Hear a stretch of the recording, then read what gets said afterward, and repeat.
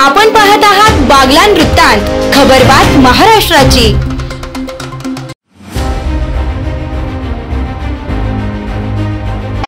Baglan cycle फाउंडेशनच्या वतीने पर्यावरणपूरक रंगपंचमी साजरी करीत कहरे डोंगरावरती लावलेल्या झाडांना नैसर्गिक रंग लावत रंगपंचमी साजरी करण्यात आली। रंगपंचमी ही अनेक रंगांची असते। यामध्ये रासायनिक रंग वापरले जातात, तर आनंदाच्या भरात ते तोंडावर लावले जातात।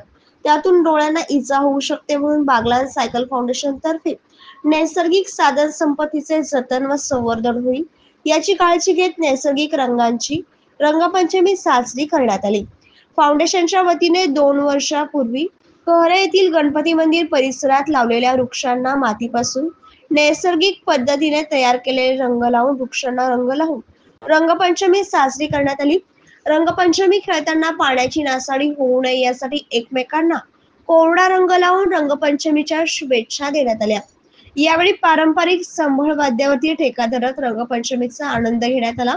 यावेळी फाउंडेशनचे अध्यक्ष दीपक सोनवणे, भाऊराव काळे, शेखर मेंढे, ज्ञानेश्वर टोके, प्राध्यापक सुनील बागुल, प्राध्यापक चंद्रशेखर देवरे, वैष्णव बच्चव, रवींद्र बदाणे आदींसह सायकलिस्ट मोठ्या संख्येने उपस्थित होते। यावेळी फाउंडेशन सदस्यांचा सामूहिक वृक्ष लागवड व संवर्धन करण्याचा मानस आदींसह सायकलिस्ट मोठ्या संख्येने उपस्थित होते। यावेळी फाउंडेशन सदस्यांचा सामूहिक वृक्ष लागवड व संवर्धन करण्याचा मानस आहे। रंगपंचमीचा खरा अर्थ जो समजून घेईल तो नक्कीच पर्यावरणपूरक रंगपंचमीचा पुरस्कर्ता ठरेल।